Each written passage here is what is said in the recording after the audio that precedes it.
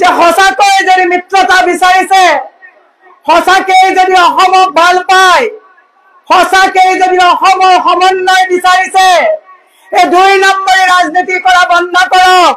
আপুনি বিজেপিৰ কেণ্ডিডেট য'ত উঠিছে তাত মিটিং কৰক, য'ত কংগ্ৰেছৰ কেণ্ডিডেট দিছে তাত গৈ পেলাই ভোট ভাঙাৰ এই নিম্ন ৰাজনীতি, নিম্ন মানদণ্ডৰ ৰাজনীতি নকৰিবৰ কাৰণে অখিল গগৈক মই সকীয়াই দিছো।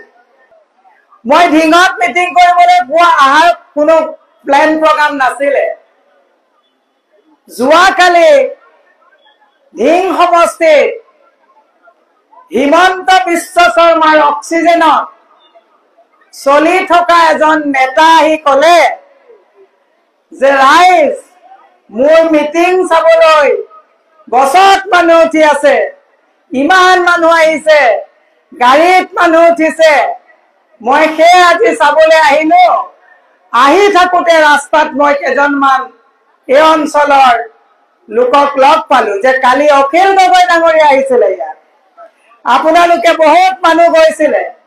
বোলে নহয় বাইদেউ, শুনি আছো বদৰ ভাইক বোলে ৰকিবুল হুছেইনে তাৰ পৰা বিদায় দিলে, দ্বিতীয় বদৰ ৰকিবুলক হিমন্ত বিশ্ব শৰ্মাই ৰাইজৰ দলৰ দ্বিতীয় বদৰ ৰকিবুল হুছেইন ডাঙৰীয়াই যিটো তাত খেদিলে, এতিয়া দ্বিতীয় বদৰ হিচাপে ৰাইজৰ দলৰ সভাপতি অখিল গগৈ ডাঙৰীয়াক ভোট কাটিবৰ কাৰণে বোলে ঢিঙত পঠাইছে। ভোট কাটিব নেকি আপোনালোকে? ভোট কাটিব নেকি? মই আপোনালোকক এটা অংক বুজাই দিওঁ। কংগ্ৰেছ দলে যোৱাবাৰ আমি যদিও হাৰিছো, ৩জন আমাৰ MP জিকিছে, মই হাৰিছো, ৬.৫ লাখ ভোট পাইছো। ধুবুৰী ৰাইজে ৰকিবুল হুছেইনক ১০ লাখ ভোটত জিকাইছে, বদৰুদ্দিনক টাটা বাই বাই কৰিছে। আৰু সেইদিনাৰ পৰা হিমন্ত বিশ্ব শৰ্মাৰ মাথাৰ কাম নকৰা হ'ল যে আগতেতো দাড়ি লুঙি টুপিৰ কথা কৈ পেলাই উজনিত মিয়াৰ ভোট নালাগে বুলি কৈ পেলাই বৈতৰণি পাৰ হৈছিলো, এতিয়া বদৰ নোহোৱা হ'ল। গতিকে দ্বিতীয় এজন ভোট কাটা ব্যক্তি দৰকাৰ হ'ল। আৰু আমাৰ ভূপেন বৰা ডাঙৰীয়াই ইমান অখিল গগৈ ডাঙৰীয়াক বুজাইছে যে বিজেপিক ৰুধিবলৈ হলে সকলোৱে খাব লাগিব। আৰু অখিল গগৈ ডাঙৰীয়াই চাহটো ঠিকেই খায়, কিন্তু আমাৰ লগত চাহ খাই ৰাতি হিমন্তৰ পৰা পইচাটো লৈ ভোট ভাঙিবলৈ মাইনৰিটি এৰিয়াত ঘূৰি ফুৰে। মই আপোনালোকক বুজাই দিছো, এজন বিধায়ক থকা এটা দলে বিজেপিক ৰুধিব পাৰিব নেকি? এজন বিধায়ক থকা অখিল গগৈয়ে বিজেপিক ৰুধিবলৈ 50 বছৰ লাগিব নে নালাগিব? কিন্তু আমাৰ গোটেই ভাৰতবৰ্ষত 100জন MP থকা ভাৰত স্বাধীন কৰা কংগ্ৰেছে বিজেপিক বধিবলৈ 26ত কংগ্ৰেছত বধিব পাৰিম আৰু 29ত দিল্লীত আমি বধিব পাৰিম নে নোৱাৰিম? এই অখিল গগৈ কৰি লাভ নাই। মই কেমেৰাত অখিল গগৈক দেখুৱাই দিব বিচাৰিছো যে কালি যে আপোনাৰ মিটিঙত বাছত উঠি চাইছিলে, গছত উঠি চাইছিলে, আজিও আমাৰ গাড়ীত উঠি থকা মানুহবিলাক দেখাই দিওঁ। কালি অখিল গগৈক চাব আহিছিলে যে হিমন্ত বিশ্ব শৰ্মাৰ অক্সিজেনত কংগ্ৰেছৰ ভোট ভাঙিবলৈ অহা অখিল গগৈ কথাবোৰ কালি শুনিবলৈ আহিছে। আৰু আজি একেই জেগাতে আমাক কংগ্ৰেছক 7 তাৰিখে ভোট দিবলৈ ভোটাৰ ৰাইজ আহিছে, হয়নে নহয়?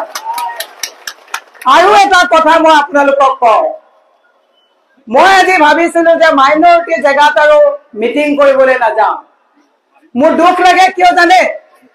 যেতিয়া বুলডোজাৰ লগাই আপোনালোকৰ তাত, আপোনালোকক যেতিয়া বাংলাদেশী বুলি কয়, যেতিয়া আপোনালোকক ভুৱা এনকাউণ্টাৰ চুৰ ডকাইত বুলি কয়, যেতিয়া ঈদৰ সময়ত আপোনালোকৰ খোৱা খাদ্য মছজিদৰ ওচৰত কাটিব নালাগে বুলি কয়, যেতিয়া আপোনালোকক দৌৰাই দৌৰাই এনকাউণ্টাৰ কৰে ড্ৰাগছ বেপাৰী বুলি, তেতিয়া আপোনালোকৰ হৈ মাত মাতিবলৈ কংগ্ৰেছ দল আৰু আমি মীৰা বৰঠাকুৰ যাওঁ আৰু আমাক ছচিয়েল মিডিয়াত মিয়া বেগম বুলি কয়। মই ভাবিছো এইবাৰৰ পৰা পঞ্চায়ত ইলেকশ্যনৰ পাছত মুছলমান এৰিয়াত যদি বিজেপিয়ে ভোট লৈ বিজেপিৰ দ্বিতীয় পাৰ্টি ৰাইজৰ দলে ভোট লৈ AIUDFে ভোট লৈ AGPয়ে ভোট লৈ জয় হৈ যায়, বুলডোজাৰ লগালেও আপোনালোকৰ তাত মাত মাতিব নাযাওঁ, ভুৱা এনকাউণ্টাৰ হলেও আমি নাযাওঁ। কাৰণ আপোনালোকক যেতিয়া ভুৱা এনকাউণ্টাৰেৰে এনকাউণ্টাৰ কৰে, কোৰ্টত কেছ কোনে কৰে? কংগ্ৰেছ দলে কৰে। হৰণ কৰা হৈছিলে। ভীষ্ম কিমান জ্ঞানী গুৰু আছিলে, গুণী জ্ঞানী আছিলে, কিন্তু দ্ৰৌপদীৰ বস্ত্ৰহৰণৰ সময়ত ভীষ্মই যেতিয়া মুখ বন্ধ কৰি চকু বন্ধ কৰি চাই আছিলে, আৰু কি হল জানে? দুৰ্যোধনৰ পতন হল। মই আপোনালোকক কৈছো, হিমন্ত বিশ্ব শৰ্মাই এইবাৰ নিৰ্বাচনত কৈছে কংগ্ৰেছ মানে দাড়ি লুঙি টুপি। উজনিত গৈ কৈছে যে মইতো মিয়াক ঘিণ কৰোৱে, আৰু পীযুষ হাজৰিকাই কৈছে মিয়াৰ ভোট আমাক নালাগে। পবিত্ৰ মাৰ্ঘাৰিটাই কৈছে কংগ্ৰেছে মিয়াৰ ভোট বিচাৰে। ঠিক আছে, আমি কংগ্ৰেছে মিয়াৰ ভোট বিচাৰো। কংগ্ৰেছ এটা ধৰ্ম নিৰপেক্ষ দল। আমাক মুছলমানৰ ভোট যেনেকে লাগে, হিন্দুৰ ভোটো লাগে, আমাক বৌদ্ধিষ্টৰ ভোটো লাগে, শিখ ইছাই সকলোৰে ভোট লাগে, কিন্তু মিয়াৰ ভোট নালাগে বুলি উজনিত লম্ফ জম্ফ কৰা হিমন্ত বিশ্ব শৰ্মাই আৰু এই বিজেপি দলে কোভিডৰ পিছৰ পৰা গোটেই ভাৰতবৰ্ষতে মুছলমান মানুহক মিয়া সজাই ঘৃণাৰে উপচাই দিয়ে। কংগ্ৰেছ দলটোক কেৱল মিয়াৰ পাৰ্টি সজাই যি অপমানিত কৰিছে, তাৰ প্ৰত্যুত্তৰ 7 তাৰিখে আপোনালোকে হাতৰ ছবিত ভোট দি দিব লাগিব। আৰু অন্যথা মই আপোনালোকক কৈছো, এইবাৰ পঞ্চায়তত যদি হিমন্ত বিশ্ব শৰ্মাই মাইনৰিটি এলেকাৰ পৰা ভোট লৈ যায়, মই আপোনালোকক আজি কলো 26ৰ আগত বুলডোজাৰ লগাই উচ্ছেদ কৰা আৰম্ভ কৰিব, আৰু উচ্ছেদৰ ভয়ত মুছলমান মানুহক বিজেপিৰ ফালে লৈ গৈ এটা জেগাত থুপ খুৱাই ৰাখি ভোট আপোনালোকৰ পৰা আদায় কৰিব। সেয়ে মই অখিল গগৈ ডাঙৰীয়াক আহ্বান জনাইছো যে সঁচাকৈ যদি মিত্ৰতা বিচাৰিছে, সঁচাকেই যদি অসমক ভাল পায়, সঁচাকেই যদি অসমৰ সমন্বয় বিচাৰিছে, এই 2 নম্বৰী ৰাজনীতি কৰা বন্ধ কৰক। আপুনি বিজেপিৰ কেণ্ডিডেট য'ত উঠিছে তাত মিটিং কৰক, য'ত কংগ্ৰেছৰ কেণ্ডিডেট দিছে তাত গৈ পেলাই ভোট ভাঙাৰ এই নিম্ন ৰাজনীতি, নিম্ন মানদণ্ডৰ ৰাজনীতি নকৰিবৰ কাৰণে অখিল গগৈক মই সকীয়াই দিছো। মই আপোনালোকক পুনৰ সকীয়াই দিছো, সোঁৱৰাই দিব বিচাৰিছো, অখিল গগৈ ডাঙৰীয়াৰ এটা বিধায়কে অসমত কেতিয়াও চৰকাৰ বদলাব নোৱাৰে। তেওঁ কেৱল এটাই কাম কৰিব পাৰিব, বিজেপিৰ টকা লৈ ভোট ভাঙিব পাৰিব, আৰু ভোট ভাঙাৰ ৰাজনীতিত অসমৰ কোনো মানুহে যাতে সহযোগিতা নবঢ়ায়, আজি এই ঢিঙৰ ডুমডুমিয়াৰ পৰাই মই সকলোকে আহ্বান জনাইছো। এতিয়া মই দ্বিতীয় আপোনালোকক কথা এটা কওঁ, দীঘলীয়া নকৰো, মোৰ আৰু এখন মিটিং আছে। মই আপোনালোকক কব বিচাৰো যে আপোনালোকে দেখিছে সাম্প্ৰতিক সময়ত অত্যাৱশ্যকীয় সামগ্ৰীৰ দাম কিমান বৃদ্ধি হৈছে।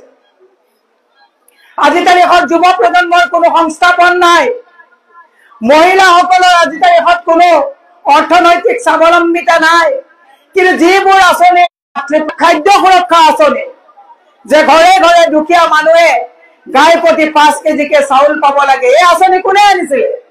কংগ্ৰেছে আনিছিলে। আজি শিক্ষাৰ ব্যৱস্থা, যে প্ৰত্যেকটো ল'ৰা ছোৱালীয়ে মিনিমাম 8লৈকে হলেও পঢ়িব লাগিব, কোনে আনিছিলে? কংগ্ৰেছে আনিছিলে। ৰাইট টু ইনফৰমেশ্যন, তথ্য জনাৰ অধিকাৰ কোনে আনিছিলে? কংগ্ৰেছে আনিছিলে। আৰু সকলো হিন্দু, মুছলমান, শিখ, ইছাই একেলগে আমি থাকিব পৰা আমাৰ সংবিধানখন কোনে দিছিলে? কংগ্ৰেছে দিছিলে। সেই ৰাইজ, মই আপোনালোকক কৈছো, 2 নাও 2 ভৰি খেল নেখেলিব। বিজেপিয়ে আজি তাৰিখত উজনিত য'ত আজি নিৰ্বাচন হৈ আছে, যিকেইখন জিলাত আজি নিৰ্বাচন হৈ আছে ৰাইজে তেওঁলোকক প্ৰত্যাখ্যান কৰিছে। আজি গোটেই দিনটো যদি এতিয়া আপোনালোকে মোবাইলত চাই কেৱল ৰেগিং আৰু ৰেগিং কৰিছে। ৰাইজে তেওঁলোকক ভোট দিয়া নাই, ৰাইজে ভোট দিয়া নাই। বিজেপিৰ স্বৰূপ চিনিছে। সেয়ে মই আপোনালোকক আহ্বান জনাইছো, এজিপি, বিজেপি আৰু AIUDF বৰ্তমান তিনিটা পাৰ্টিৰ এলায়েন্স চলিছে। এজিপিৰ হাতীৰ মাউত হিমন্ত বিশ্ব শৰ্মা হাতীৰ মাউত হিচাপে এবাৰ কেশৱ মহন্তক খোঁচা মাৰে বহি যায়, এবাৰ অতুল বৰাক খোঁচা মাৰি দিয়ে বহি যায়, আৰু এতিয়াতো ফণীভূষণ নাই, দিল্লীত পঠাই দিলে। গতিকে মাউতৰ হাতত থকা এজিপিৰ পিছত পৰি আপোনালোকৰ লাভ নাই। আৰু বদৰুদ্দিনৰ যিটো AIUDFৰ কেণ্ডিডেট উঠিছে, বেয়া লাগে। অসমত আমাৰ লগতে আছিলে, কিন্তু তেওঁৰ প্ৰতি মই শুভেচ্ছা আছে, কিন্তু ভোট দিব নালাগে, কাৰণ তলা চাবি হিমন্ত বিশ্ব শৰ্মাৰ হাতত আছে। গতিকে মই এটা কথা আপোনালোকক কৈছো, নিৰ্দলীয় যিবিলাক প্ৰাৰ্থী আছে আপোনালোকে শুনক, মই আকৌ কম, হিমন্ত বিশ্ব শৰ্মাই কি কৈছিলে আপোনালোকক। যিসকল মিয়া মুছলমান আছে তেওঁলোকক অপমান কৰোৱে। শুনিলে? আকৌ এবাৰ শুনক। যিসকল মিয়া মুছলমান আছে তেওঁলোকক অপমান কৰোৱে। এইটো মই কোৱা কথা নহয়, হিমন্ত বিশ্ব শৰ্মাই কৈছে। তাৰ প্ৰত্যেক শুনক, হিমন্ত বিশ্ব শৰ্মাৰ যিজনে ইয়াত পইচা দি ইণ্ডিপেণ্ডেণ্ট কেণ্ডিডেট খেলাইছে, যিজনে ইয়াত ৰাইজৰ দলৰ মানুহক টকা পইচা দি ইয়াত পঠাইছে, তেওঁ মুছলমানক কি কৈছে শুনক। মুছলমান মানে কি 10টা 20টা সন্তান জন্ম দিয়া এটা ফেক্টৰী। এতিয়া আপোনালোকে গম পালে মহিলাক কি বুলি অপমান কৰিছে পীযুষ হাজৰিকাই, আৰু হিমন্ত বিশ্ব শৰ্মাই কি বুলি অপমান কৰিছে আপোনালোকে গম পালে। মই সেয়ে আপোনালোকক আহ্বান জনাইছো। মই সিদিনাখন মানকাছাৰ গৈছো, যিদিনাখন তেওঁ কলে যে মুছলমান মানে কংগ্ৰেছ মানে দাড়ি লুঙি টুপিৰ চৰকাৰ। মই সেই সকল কৃষকক আজি, মই সেই সকল অসমৰ কৃষক, লুঙি পিন্ধা কৃষকক মই যে চেলুট জনাইছো। যি যদি চৰত আলু খেতি নকৰে, যি যদি শস্য উৎপাদন নকৰে, লুঙি পিন্ধা খেতিয়কে যদি শাক পাচলি অৱদান নকৰে, তেতিয়াহ'লে হিমন্ত বিশ্ব শৰ্মাৰ কেৰাহীত মিক্স ভেজিটেবল ফ্ৰাই খাব পাৰিব নেকি? পাৰিবনে? গতিকে চৰত পথাৰত খেতি কৰা লুঙি পিন্ধা মুছলমান সকলে এইবাৰ প্ৰত্যুত্তৰ আপোনালোকে 7 তাৰিখে হাতৰ ছবিত ভোট দি দিব লাগিব। দিবনে নিদিয়ে? দিবনে নিদিয়ে? আৰু মই আপোনালোকক কৈ দিছো, যদি অখিল গগৈ আহে খোল্লা কংগ্ৰেছৰ লগত আহক, কিন্তু হস্পিটেলত ফিক্সিং কৰে, ৰাতি হিমন্তৰ লগত ফিক্সিং কৰে, কুকুৰাঝাৰৰ কেবিনেটলৈ যাওঁতে বাছৰ ভিতৰত বিধায়কৰ লগত ফিক্সিং কৰে, দিনত ভূপেন বৰাৰ লগত চাহ খাই, ৰাতি হিমন্তৰ পৰা কমিশ্যন লোৱা পাৰ্টিৰ অসমত স্থান নাই। মই সেইকাৰণে কৈছো যে হেৰ সুবিধাবাদীৰ দল, তোৰ মিছা হব কৌশল, ৰাইজৰ তই সেৱা চুৰ কৰি বহাব খুজিছ বল। মই সেইকাৰণে আপোনালোকক কৈছো যে হিমন্ত বাহিনীৰ চৰকাৰক যদি উৎখাত কৰিব নোৱাৰে, অনাগত দিনত যেনেকে চামগুৰিত সাংসদক মাৰপিট কৰা হৈছে, বিধায়িকা সাংসদ, আৰু এইটো মহচিন ভাল চোকা লৰা, বিয়া পাতা 10 দিন হোৱা নাই, গাড়ী ভাঙি ঠাচ কৰি দিছে। আজি যদি ইয়াত বিজেপি যদি তাৰ বেকত শক্তি নাথাকিলেহেঁতেন এনেকে গাড়ী ভাঙিব পাৰিলেহেঁতেন নেকি? নোৱাৰে। মই শেষত আজি এই ভিন ডুমডুমাৰ পৰা সমগ্ৰ মুছলমান সমাজৰ যুৱ সমাজক মই আহ্বান জনাইছো যে খং মানে আমাৰ হিন্দু ধৰ্মত কয় খং মানে চান্দাল। খং আপোনালোকে নকৰিব। সদায় কৈ থাকে যে চুৰ ডকাইত মানে মুছলমান, খঙাল মানে মুছলমান, মাৰপিট কৰা মানে মুছলমান। এই কথাবিলাক বিজেপিয়ে কৈ মুছলমান সম্প্ৰদায়ৰ মাজত এটা ঘৃণাৰ বাতাবৰণ সৃষ্টি কৰিছে।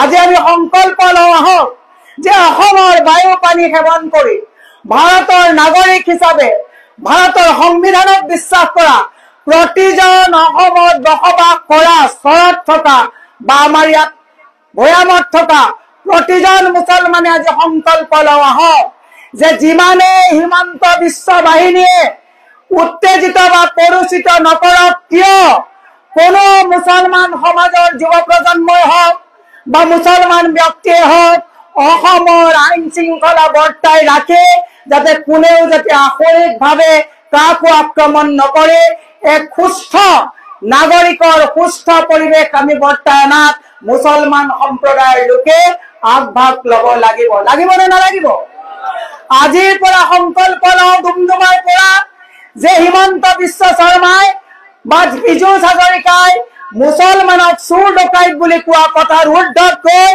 মুছলমানৰ শিক্ষিত যিসকল ব্যক্তি আছে গাঁৱে গাঁৱে শিক্ষাৰ প্ৰচাৰ কৰে মুছলমান সম্প্ৰদায়ৰ সহজ সৰল খঙাল ব্যক্তিসকলক আমি বুজাও আহক যে আমি আইন হাতত তুলি নলওঁ আইন হাতত তোলা কোনো কামে আমি নকৰো আৰু মই আপোনালোকক আজি প্ৰতিশ্ৰুতি দিছো কংগ্ৰেছ চৰকাৰ যদি আহে মই নিৰাবৰ ঠাকুৰে আপোনালোকক আজি ডুমডুমাৰ পৰা প্ৰতিশ্ৰুতি দিছো যি সময়ত বুলডোজাৰ মুছলমান এৰিয়াত যাব কংগ্ৰেছ আৰু নিৰাবৰ ঠাকুৰ মুছলমান সম্প্ৰদায়ৰ সন্মুখত প্ৰাচীৰ হৈ খৰা হ'ব কিন্তু পৰিৱৰ্তন আপোনালোকে আনিব লাগিব যি সময়ত আপোনালোকক ভুৱা এনকাউণ্টাৰ কৰি চোৰ ডকাইত সজাই চৰকাৰে ক্ৰেডিট ল'ব বিচাৰিব আমি হিউমেন ৰাইটছত নিৰাবৰ ঠাকুৰে কংগ্ৰেছৰ হৈ মুছলমান সম্প্ৰদায়ৰ সন্মুখত প্ৰাচীৰ হিচাপে আপোনালোকৰ সন্মুখত খৰা হ'ম মই আজি আকৌ আপোনালোকক প্ৰতিশ্ৰুতি দিছো যে হিমন্ত বিশ্ব শৰ্মাই অসমৰ সেই খাতি খোৱা কাম কৰা পৰিশ্ৰমী মুছলমান সম্প্ৰদায়ৰ মহিলাক সন্তান জন্ম দিয়া ফেক্টৰী বুলি কৈ অপমান কৰিব সেই প্ৰতিগৰাকী মহিলাৰ ওচৰত মই মহিলা কংগ্ৰেছৰ সভানেত্ৰী হিচাপে আত্মসন্মানৰ কাৰণে আপোনালোকৰ সন্মুখত যুঁজিবৰ কাৰণে মই প্ৰতিশ্ৰুতি দিছো কিন্তু সমান্তৰালভাৱে আজি অসমৰ প্ৰতিজন মুছলমান সম্প্ৰদায়ৰ লোকে আমাকো এটা প্ৰতিশ্ৰুতি আৰু বিশ্বাস দিব লাগিব যে জীৱনে মৰণে অসমৰ স্বাৰ্থত ভাৰতৰ সংবিধান ৰক্ষা কৰাৰ স্বাৰ্থত ভাৰতৰ অখণ্ডতা স্বাৰ্থত ৰক্ষা কৰাৰ স্বাৰ্থত প্ৰতিজন অসমৰ নহয় ভাৰতৰ মুছলমানে বিজেপিৰ বিৰুদ্ধে ঐক্যবদ্ধভাৱে ৰাহুল গান্ধী আৰু ভূপেন বৰাৰ হাত শক্তিশালী কৰি কংগ্ৰেছৰ সংবিধান বচোৱাৰ ৰক্ষাত ভাৰতৰ পবিত্ৰ সংবিধান ৰক্ষাৰ স্বাৰ্থত ঐক্যবদ্ধভাৱে আমি কংগ্ৰেছৰ হাত শক্তিশালী কৰিম বুলি সংকল্প ল'ব লাগিব ল'বনে ইয়াত তলা চাবিত ভোট দিয়াৰ কোনো প্ৰয়োজন নাই তলা চাবি মানে হিমন্ত বিশ্ব শৰ্মা অখিল গগৈ মানে হিমন্ত বিশ্ব শৰ্মা আৰু হাতীৰ মাও হিমন্ত বিশ্ব শৰ্মাৰ তলাৰ চাবিও আছে হিমন্ত বিশ্ব শৰ্মাৰ তেজৰী গতিকে কংগ্ৰেছে একমাত্ৰ দল যিটো দলে ভাৰত নিৰ্মাণ কৰিছে যিটো দলে মুছলমানক যেনেকে মছজিদত যোৱাৰ কাৰণে এখন সংবিধান দিছে হিন্দুক মন্দিৰত যোৱাৰ এখন ব্যৱস্থা কৰি দিছে সেই মই আপোনালোকক কৈছো মোৰ মনত ভেদভাৱ নাই ও আল্লাহ মোৰ মনত ভেদভাৱ নাই হিন্দু কে মুছলমান একে আল্লাহৰ ফৰমান মোৰ মনত ভেদভাৱ নাই কক ছচিয়েল মিডিয়াত যিমান মিয়া বেগম বুলি কয় মই প্ৰত্যাহ্বান মানি লৈছো মই তোমালোকৰ নিচিনা উজনিত মিয়া আৰু লঙিৰ ভোট নালাগে বুলি কৈ ৰাতি বদৰৰ দিনৰ লগত 64 দিনে খেলো মই দিনতো কৈছো মুছলমানৰ ভোট লাগিব ৰাতিও কৈছো মুছলমানৰ ভোট কংগ্ৰেছক লাগিব অফ কেমেৰাও কৈছো কংগ্ৰেছক মুছলমানৰ ভোট লাগিব অন কেমেৰাও কৈছো মুছলমানৰ ভোট লাগিব সেই আপোনালোকৰ দীঘলীয়া নকৰে সুস্বাস্থ্য আৰু দীৰ্ঘায়ু কামনা কৰে ভগৱানৰ ওচৰত আল্লাহ তাআলাৰ ওচৰত দোৱা বিচাৰিছো যাতে কংগ্ৰেছৰ ভাল হয় ৰাহুল গান্ধী ডাঙৰীয়াই যি কাম কৰিম বুলি কয় কৰে মই শেষত কৈ গৈছো যিটো আমাৰ কাষ্ট সেন্সাস জাতিগত যিটো জনগণনা এইটো আহাৰ পিছত আপোনাৰ মোৰ সকলোৰে ভাল হ'ব যে কোনটো সম্প্ৰদায় কোনটো জাতিৰ কিমান মানুহ আছে কিমান পিছ পৰি আছে এই পুতৰ কথাবিলাক যেতিয়া এটা এটাকৈ কঢ়িয়াই আহিব সকলোৰে উন্নয়নৰ হৈ কংগ্ৰেছে কাম কৰিব আৰু সেই ক্ৰেডিটটো আজি সেইটো ক্ৰেডিট ৰাহুল গান্ধী ডাঙৰীয়াৰ ক্ৰেডিটটো আকৌ হাইজেক কৰি বিজেপিয়ে তেওঁলোকে কৰিছে বুলি কৈ পেলাই আস্ফালন কৰিছে